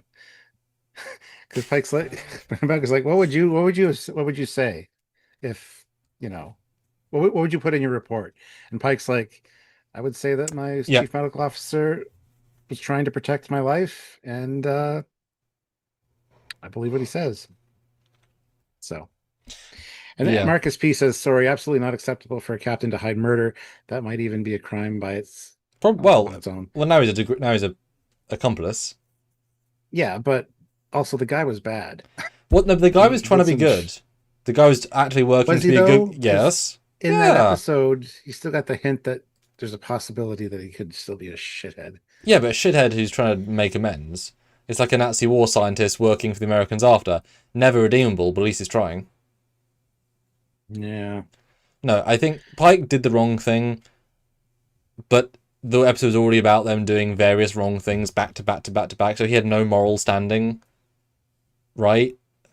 And I think, as I said earlier in the live, Pike is not a guy you could morally base anything on this season. He's not that upstart character. He's fine, but he doesn't hold those same moral standards that Picard or Kirk might. Which is fine. He's not as good a captain in those regards, right? Fine. Whatever. Yeah. It would have been a D if Pike had said something in the realms of, "I'm gonna punish you, but not formally put it in the record that you did this. You will serve," you know what I mean? You will serve 8,000 hours of community service, like something, so he has to atone via, whatever. But the fact that he did it under the rug, at least a B, because you can't sit well with it, and in TNG it would look terrible. But then again, I mean, Worf murders Gowron or Duras, and then nothing's done of that, and that's far worse. But it's cultural. But like that, right? It's very similar, but also not.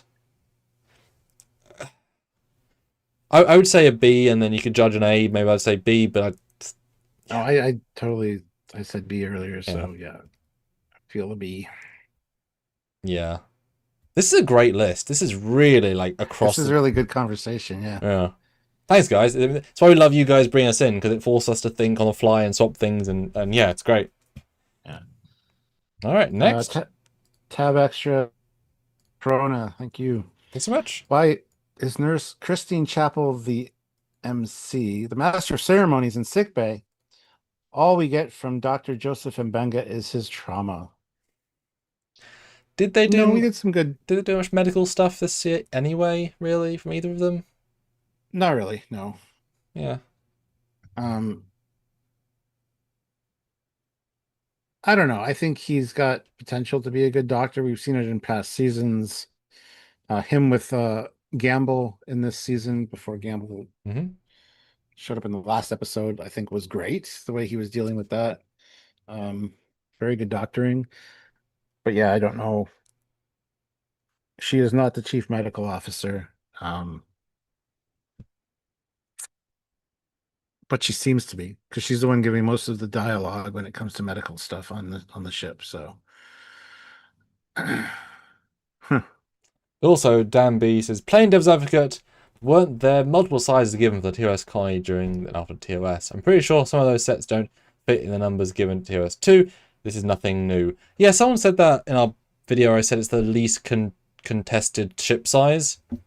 I still disagree with that because Matt Jeffries said the scale at the start and then it stuck. Yeah, People might have said, there's even original documents that show it compared to like an aircraft carrier. The Enterprise of the time, the aircraft carrier, it's the same size, lengthwise. yeah, and I know Doug couldn't fit everything in his MSD. But that's what it was designed with that scale in mind. Every other ship was designed in contrast. When that is within the window scale, that is this scale, that is that scale. It works with the shuttle base scale. It's like, if Matt Jeffrey said that and he thought it through, right? He was in the Navy. He knows his stuff. So Yeah, I've always known it as one scale. Yes, you can say not everyone fits, but that's every single everything ever. Right? If it's mostly a flyer. yeah, the Delta Flyer doesn't suddenly make Voyager bigger. Right? It doesn't make that, it's like, no, it doesn't. It's the size it's meant to be. But it's been consistent for decades until it wasn't. Yeah. Yes. Chapel. Yeah, I mean, there's done so little doctoring. I think it's clear she is more innately gifted in that Mbenga's a better doctor, but she has talents that is why she was brought in, that she can do, that they've happened to be using so much that she comes to the fore, is how I would express that, right? Yeah, because she was the one that developed that Mhm. thing that turned Spock back into a Vulcan, and yeah, it's happened to do stuff that's in her realm. I just wish we saw more of the bloody medical staff. That's my biggest issue. There should be a whole surgery. There should be at least 10 doctors and nurses minimum. Hey, we met that young guy Gamble. He was a great. Oh. Yeah. What happened to him? Medical things. Things, but a bit of death. Yeah, I actually don't. There's not been much medical this year. I sort of disagree. Just on baseline. And when she's on Farragut, she therefore is the chief medical because Dylan's not there, so that makes sense there. Yeah, right. But Mbenga's not the most interesting character anyway, right? And the doctoring is the least interesting part of him. That's the irony. Yeah. So they just don't factor him in. But he does. I mean, I'd say a D for this because it's a little bit like, well, it'd be nice if there was a logical. He was being a doctor and she was being a nurse and. Yeah. But they don't want to do those sort of stories, and I'm okay with that. It's not ideal, but she's doing stuff that's talented around. It's fine. And read my mind because I was thinking D also for this one. Yeah, it's not. It's a little thing there, but yeah, it's fine. It's fine. Yeah. And then the ley lines thing, we already moved it up one. So nice, all caught up. We've got a good, and there's still more ideas, guys. Like we've not scratched the surface of the season, so if we can get some quick fires, that'd be fantastic. Let's bring in one that I don't know what you're going to say on, so I'm going to bring it in. the idea of them being taken by the Gorn and digested, kind of being locked in these pods having to escape a ship. And How do you using think? them as batteries and fuel for their ship, essentially. Yeah, I think it's kind of stupid because that's not what I Mm, ever would have speculated the Gorn would do. Even the xenomorph Gorn that we got introduced to wouldn't have Xenogorn. crossed my mind. It does make them seem very alien, a bit huge threat, and provides trauma for everyone that survived that. But yeah, I think it's incredibly stupid. It's an interesting like that's the thing with the Gorn from Strange New Worlds. They're an interesting character design. They look great. They're sufficiently scary. This really kind of makes them feel alien and not like us, and that's great.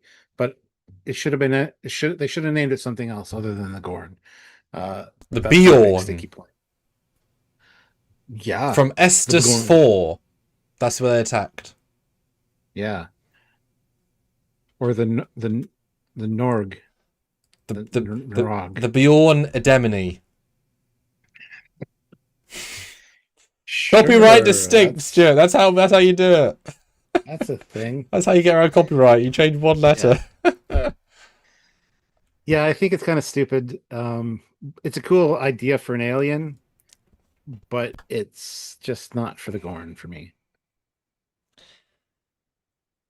The start is interesting, but I don't buy that there's not scanners detecting that 6 of their food tube things have been breached, Yeah.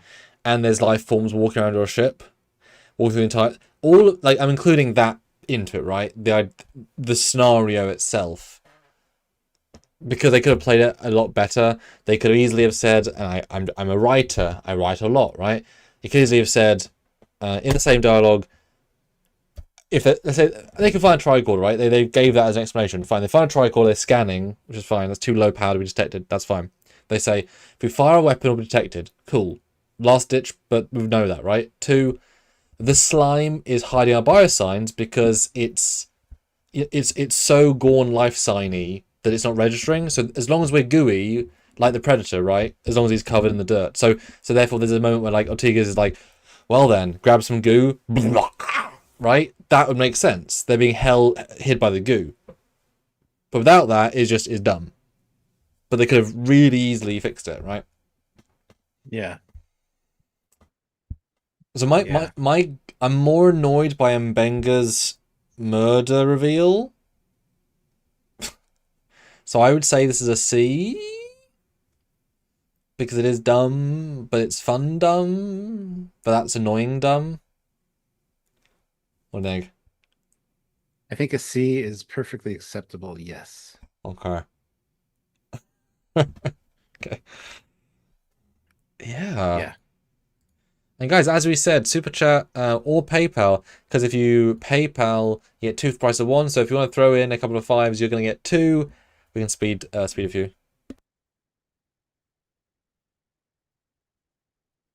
All right. I'm going to bring one in Yeah, please do. because that's my job. All right. Mhm. Ortegas being able to fix Gorn technology. Ah, so the episode 9 version of the Gorn stuff. Yeah.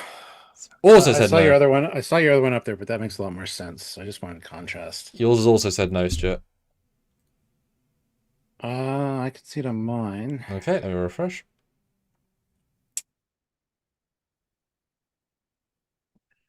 Wait for it. Yes, okay, great. Continue. Yeah.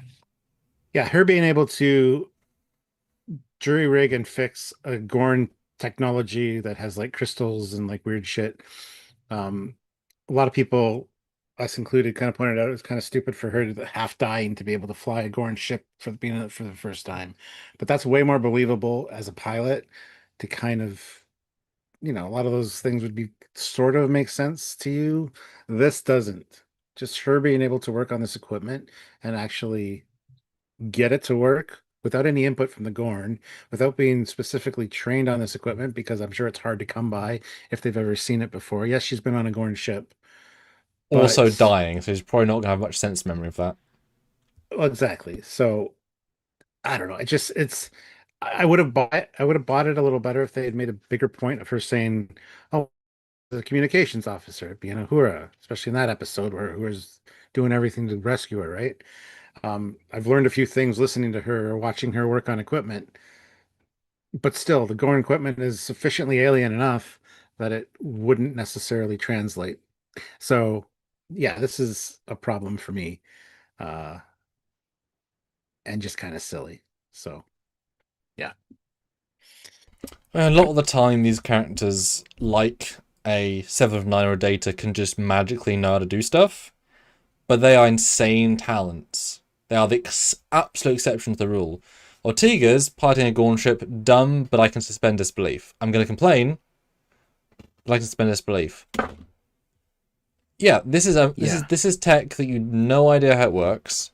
It has no controls. It has nothing you understand can be translated, right? Is there an example? I mean, yeah, let's say someone who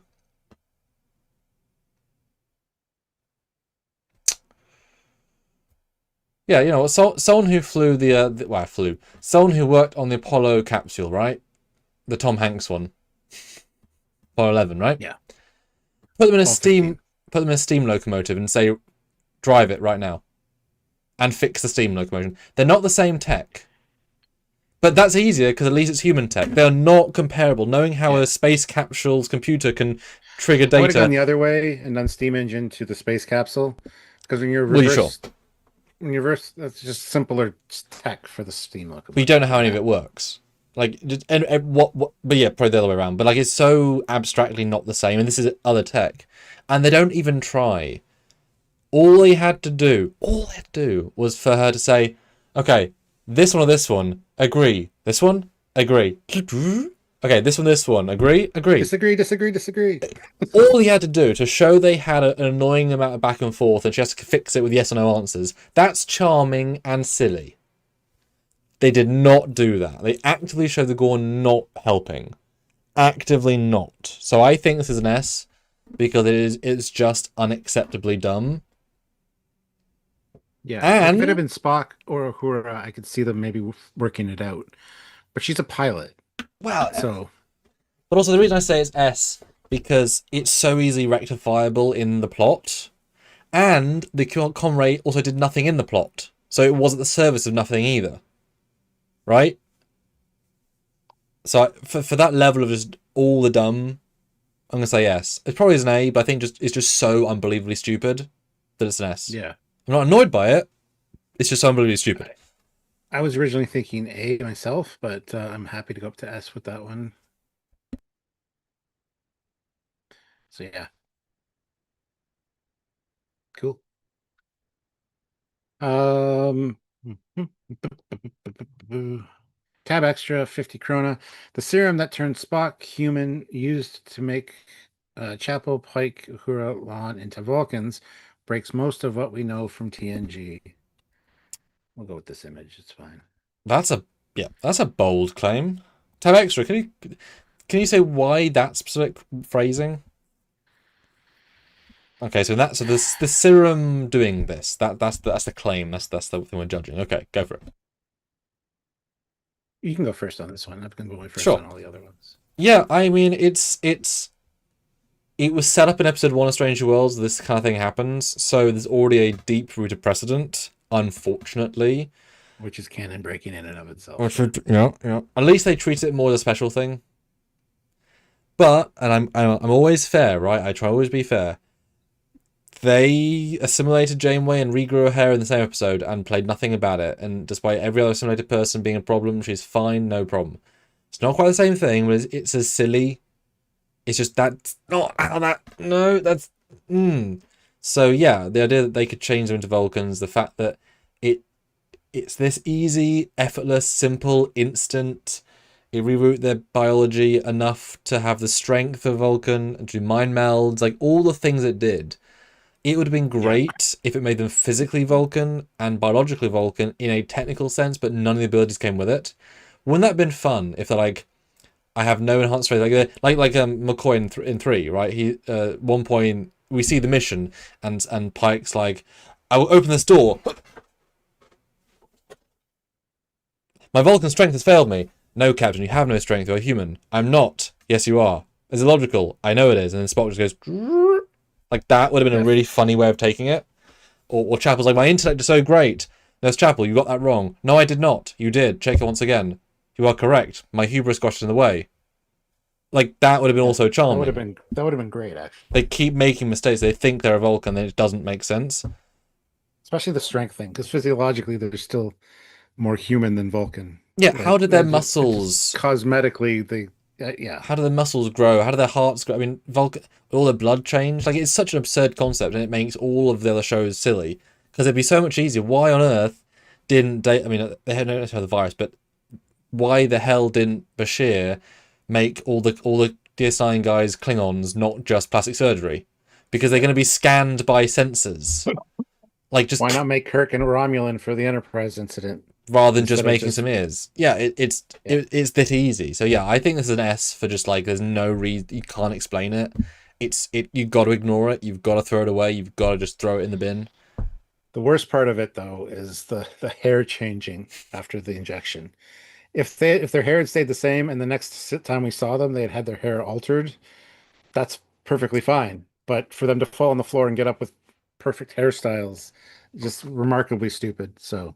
yeah. Yeah, I said at the time. Absolutely. For me, far, far funnier, if they had the ears, they get up and say, this look is unsatisfying. And then you see Chapel go into a room, she's like... yeah. And she does something like really manic and walks out, and I was like, but she'll do it herself. It's funnier, I would say. Or Pike looks at his hair, is like, the height is not so satisfactory. And you see him do it with a CG effect, and it's like, you know. Yeah, there's the potential to go higher. my Hold on a second. My hair's strength I register is now stronger than any normal human. My hair's structural integrity will substand an extra 1/2 a foot. And it's logical to assume that captains of height that is greater than their opponent will be more intimidating. Therefore, I must be taller. And then he does boots as well that are taller. So he's like, like absurdly, like, that's a smarter yet dumber joke than just his hair's bigger. So yeah, 100% this is an S. This is it's super similar to Generations, but Relics guy saying, "Oh, did Captain Kirk get out of mothball to save me?" Dude, you were there. He died. Like, it's just broken. You got to throw that line to the bin, unfortunately, right? Well, unless he found out that, you know, there was no body recovered and the Nexus has a weird energy. So it could be that Kirk came back at some point that after he left. You could make an argument for that one. Fine. There's certainly a little bit. Yeah. Or you say that here's the transporter thing broke part of his memory engrams and yeah. But like from a surface level, they're both as stupid as each other. For like, that doesn't work because it's just wrong. Yeah. But if there's another one, so I will throw in one of the buffered ones. I'm going to read his comment. I'll bring a new one in. Tab extra, 50 krona. Why do fake ears and nose in an away team when you could do this? Well, I think they've learned that this isn't the best idea, considering that it didn't reverse like they planned. So it's going to be something that we can't really do that again. Plus, can you imagine the damage and the effect that would have on the physiology? You know what I mean? The body physiology of a person. Mm-hmm. Yes, if it happens over and over again. Like actually changing your DNA. And in the case of Vulcans, that means rearranging your internal organs. So I could see a lot of hazards with that. So yeah, absolutely. And that's where the comedy doesn't work, because if they genuinely played it as this will take 2 years off your life, you'll lose 10% muscle mass forever, like some level of threat. The fact that it's just an easy sci-fi boom done breaks logic. It's like if there's an episode where they have to be a Klingon and they're like, this will literally grow you a second rib cage, it will split your heart, it will do all these things, you will never come back from this, right? This will break your human self although it also makes Aaron Darvin and Tyler Vox a bit pathetic. They had to saw his bones, but human. Boy, 3 years ago that shit was surgery, brutal, and now it's a single injection. Wow, can we make it higher than S? No, we can't. All right, my pick, though, is the Gorn resolution. The fact at the Gorn solar system's front door between two suns, were able to use the sun to reverse the polarity of the Sure you feeding don't want cycle. this picture? Well, no, because it's the Gorn more than the energy wave. Them being subdued. Use the power of a reverse sun bullshit to trigger all the Gorn in the entire universe to be non-aggressive, while also being past the point of transferring into the Gorn's space because they go in front of you. But then how do all the Gorn know, and then how do they live in two suns, and they beam through shields, and then... All the things you just said make this absolutely atrocious and awful, and yes, I agree with you. It's just so bad. It's actually... Is this worse? Genuine question. Is this worse than in 09, them firing 8 mini warp cores into a black hole? Yes. That's pretty bad. What does that It even is, mean? because I know people say it was explained in the episode. I watched the episode like quite a few times. This It's one. not really explained. Yeah. Yes, as to whether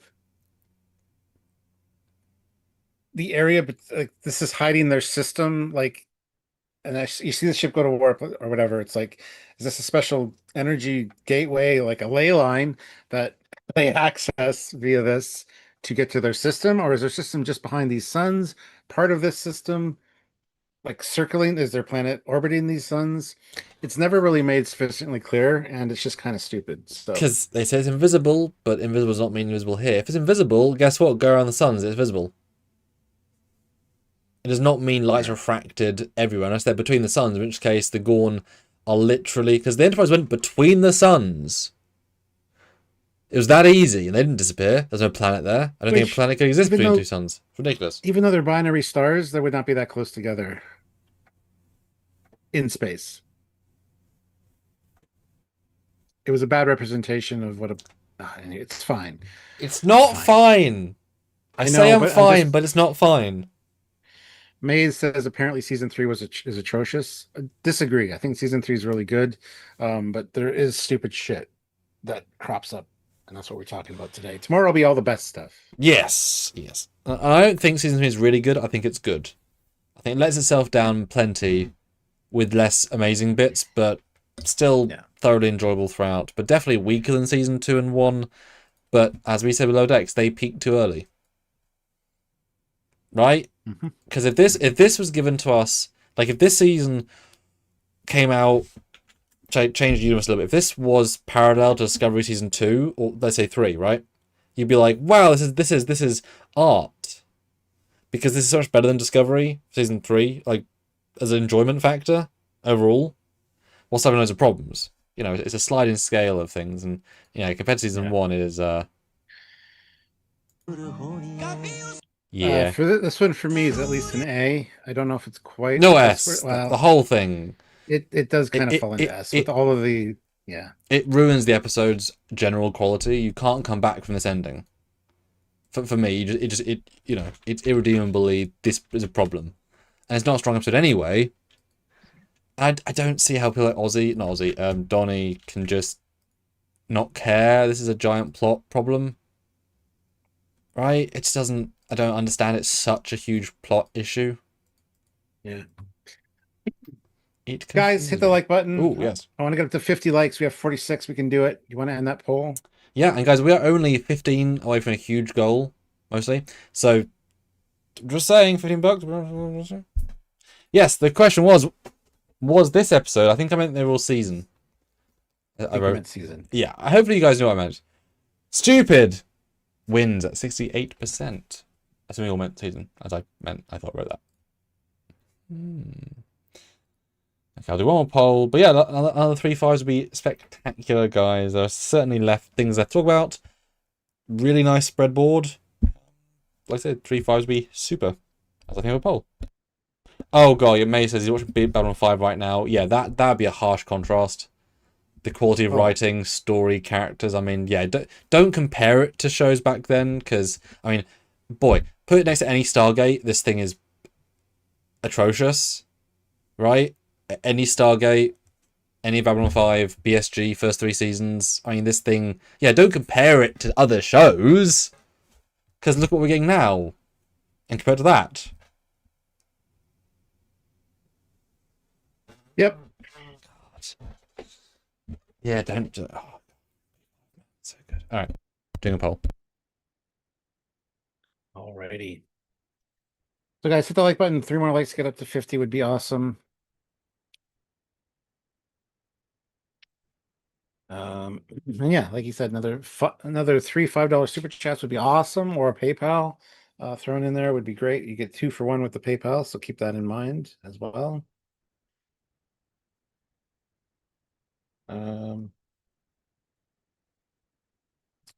But yeah, wait till Sam's back before I bring in my next one.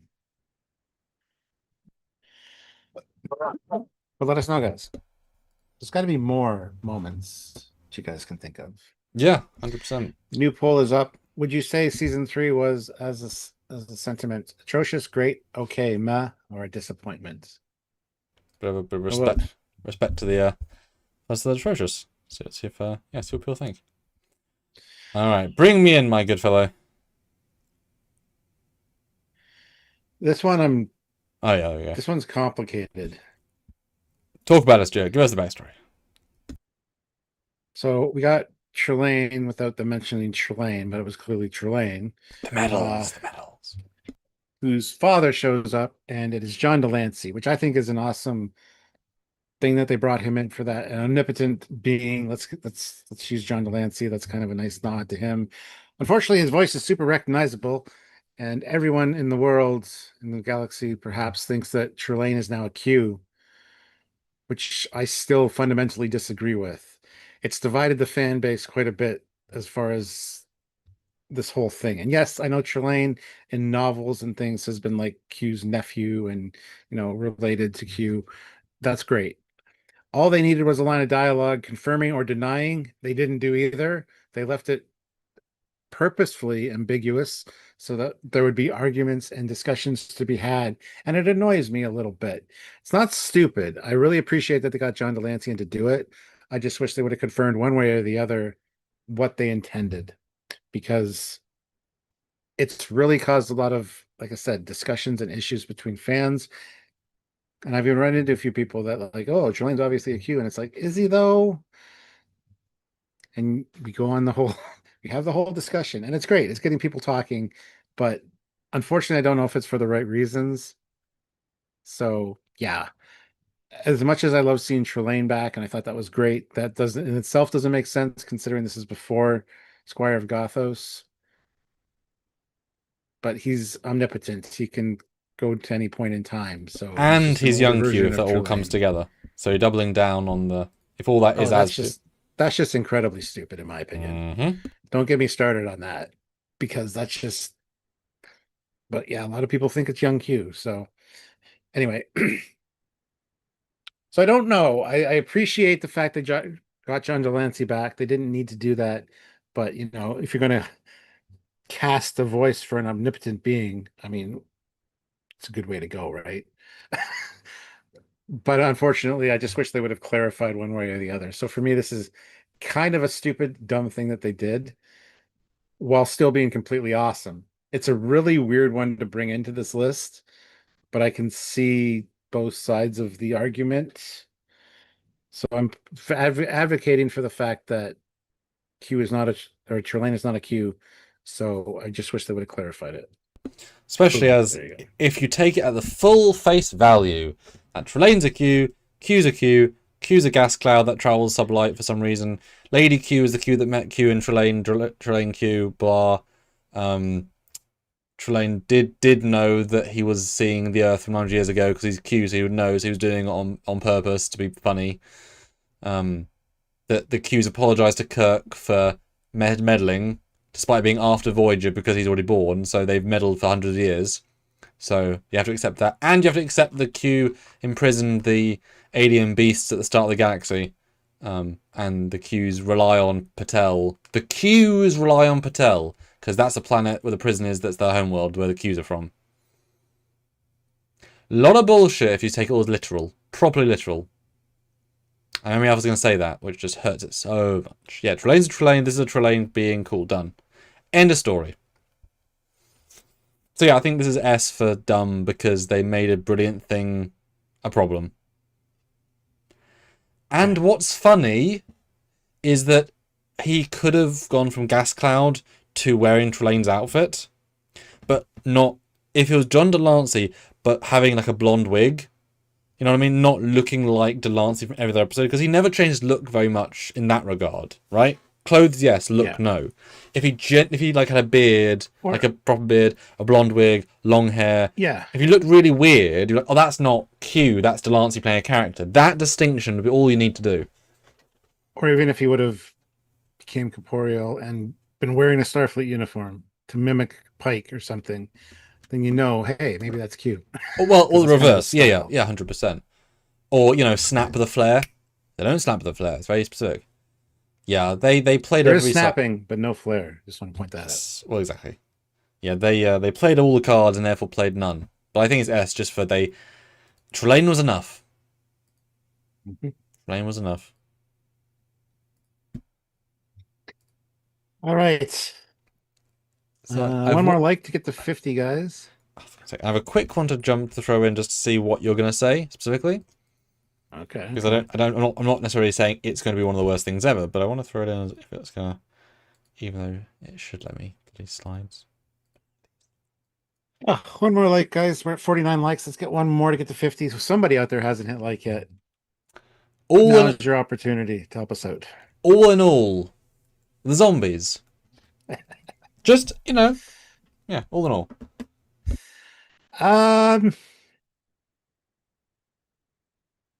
Well, like I said at the time, I think Enterprise did it better with Impulse. I think that was a much more scary episode. This was very Dawn of the Dead type, they were scary enough zombies. Like, they weren't slow and sluggish. They were fast. They were scary. But the package that episode was like wrapped in didn't really serve the story super well, in my opinion. I think, like I said, I think Impulse is a much better zombie episode for Star Trek. This just felt like a nod to the horror genre. Even to the point of the planet's name being named after the actor in Dawn of the Dead, or Day of the Dead, whichever one. So not stupid, really. It's not going to be super high on this ranking for me, but I like the explanation for what they were trying to do with the grain and the crops and the whole it just going wrong. But yeah, it's a tough one for me because I like it and I don't at the same time. I think it was done well enough, but as I said at the time, it gave me a lot of The Last of Us vibes or The Walking Dead, just for the fact that Mbenga and Pike were the way they were dressed, the fact that they had a backpack, it just felt non-Star Trek in a lot of regards, and that bugged me a little bit. But it's not the worst thing ever. I think it was an interesting idea to bring into Star Trek in this series, and it was done fairly well. Fairly half decent. Yeah, I'm not angry, I'm just disappointed. Because they should have been so much cooler, and they get forgotten in their own plot. I'm talking about the episode. It's great up until the point, then it devolves, then it's silly. She murders her own people, dumb, and then the ending's bad. Like, not good, bad. Yeah, Impulse is better in every regard. Just every single metric, it's superior. And the fact that it starts one of the best arcs in Enterprise, the T'Pol fall into madness. Like, it's so well acted and beautiful and sad and horrible and amazing. And actually scary. Like, there's some scary shit in that. Well, yeah, that as well. Just like, it's a monumental episode. They're okay, but they are not going to stand the test of time. They're not going to be looked at in 10 years and think, oh, it's a great zombie episode. It's like, oh yeah, they did zombies. Cool. I'm not angry. I'm just disappointed. But at least they use real Klingons the whole time, which retcons out. Yes. Although we say that, but by that logic, the ship. By that logic, the ship retcons, so the length retcons, but they don't do Discovery Klingons. Cool. So we were on that one. So I'm between a B and a C. B, if you think the missed potential. C, if you think it just was. You I'm gonna go judge. B. I'm gonna Okay. go B for missed potential because they could have included some Discovery Klingons there. Not that people want to see that, but they did include the Klingon Raider, which is absolutely Discovery design, and they could have done something better. But then you could have had Mbenga saying, "Ah, from the war." Yes, it was weird. They had no hair. It was weird. Yes. Never again and never before have they done this. And I fought in 7 wars with them. Yeah. Yeah. Yeah. Next up, we got Tab Extra with 50 Krona. So thank you Mm. again. And he says, a Space Adventure Hour liked the reason why starships could not run holodeck, but Scotty pushing through the test was bad. Pushing through the test.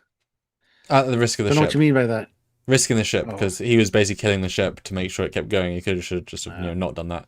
But he kind of holodecks. is. I He summarize was the kind of holodecks. ordered to do that though. So, Well, but the yeah. holodecks in general, not an awful idea considering that we get an environmental simulator, which is a holodeck, in Which the animated everyone's series. quick to point out if you express even an iota of problem with this.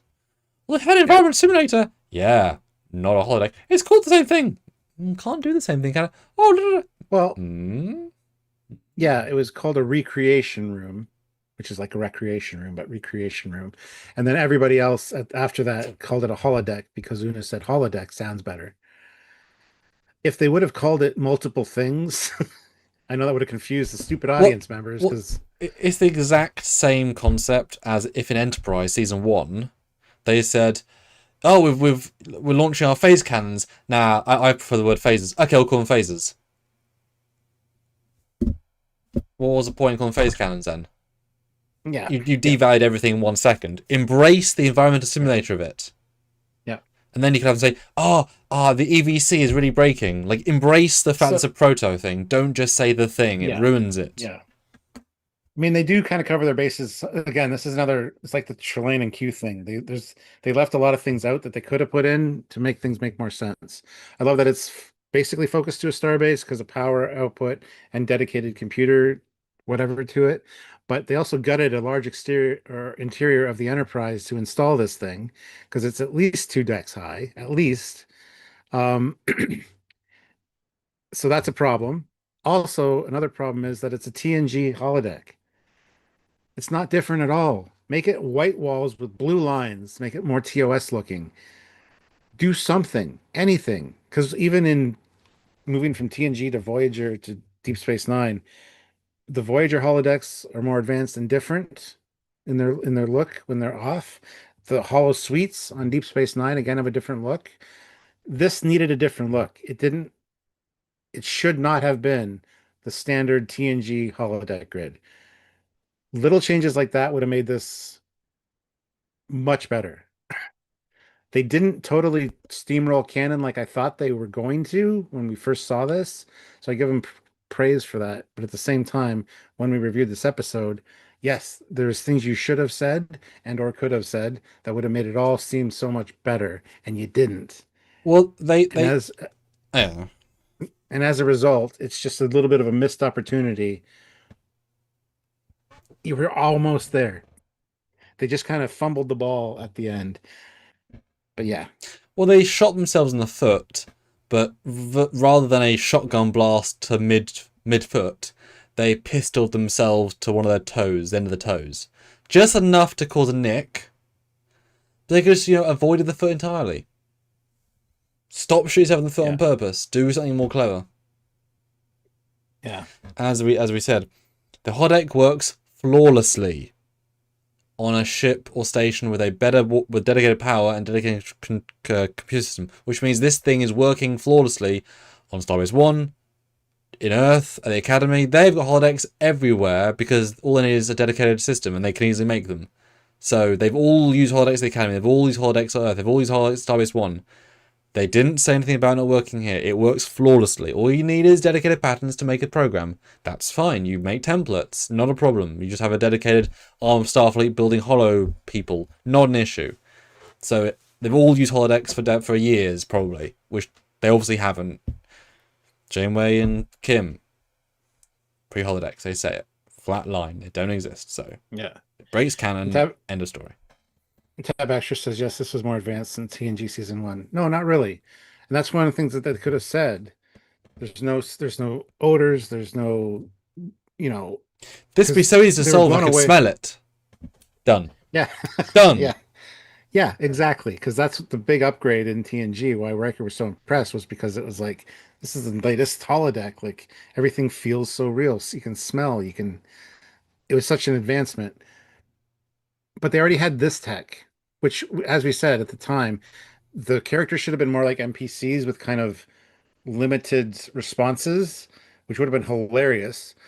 She asks them a few questions and they start regurgitating the same stuff. That would have been great. It would have showed limitations.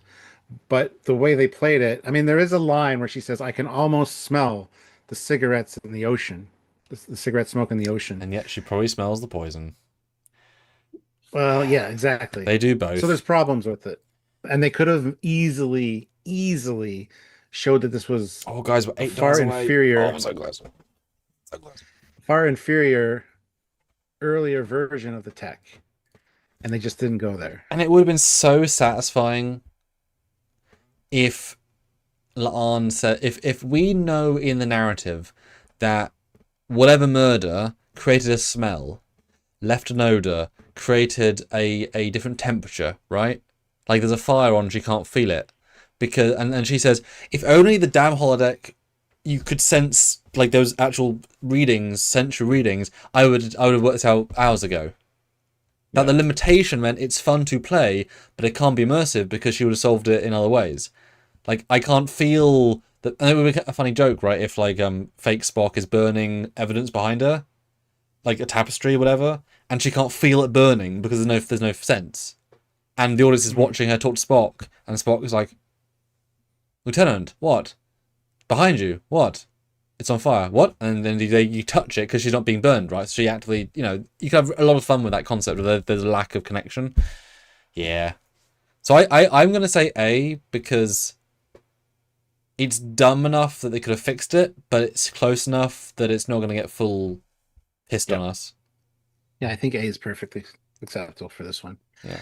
Put it this way, going into it, having seen a tease of it, we were very skeptical and we thought they were really going to just shit the bed on this one, but they actually dodged a lot of the hurdles that we were kind of anticipating.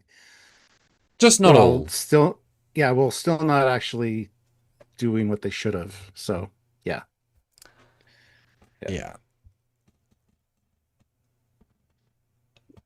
All right, Sesiguro 2005 euros. The TOS spoof.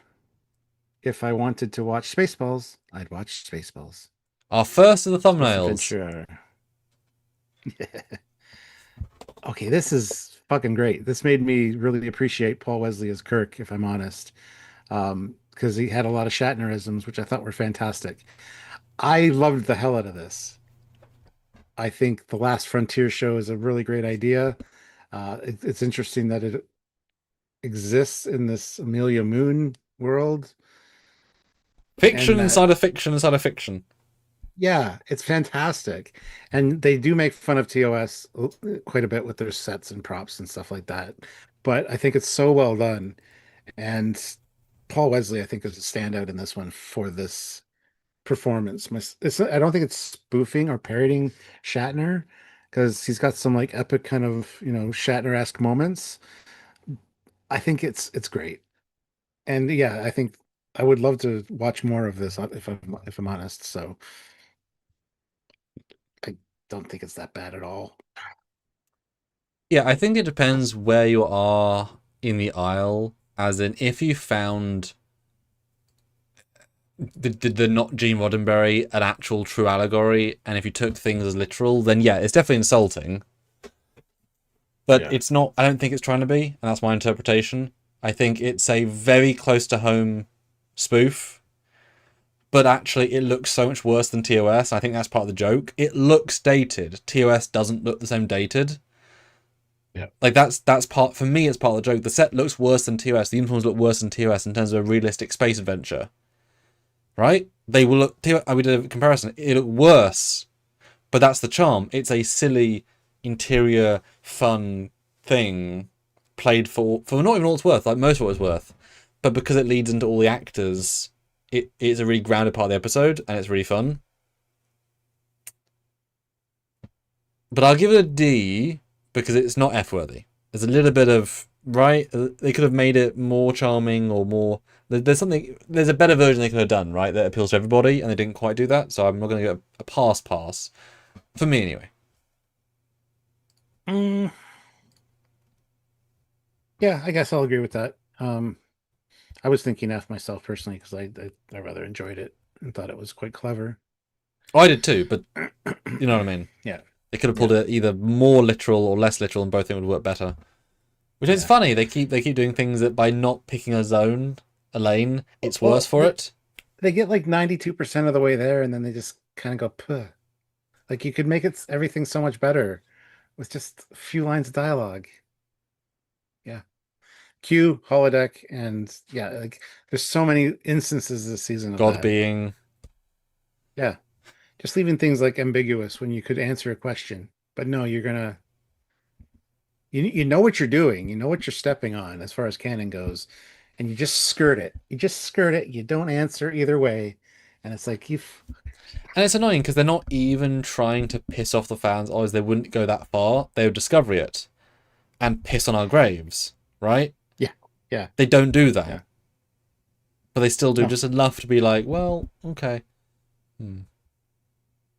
Damn, that is a spread board. That is a... That was it. You weren't sure about that one. I could tell. I didn't know what to expect going into this. And I'm really quite impressed with the discussions. And it's funny because even the SNAs, a lot of them are intellect-based problems. They're not Discovery Season 1, like these hurt my soul problems, right? These are all just like bad writing, but they're not... They're more logically dumb versus just piss on people.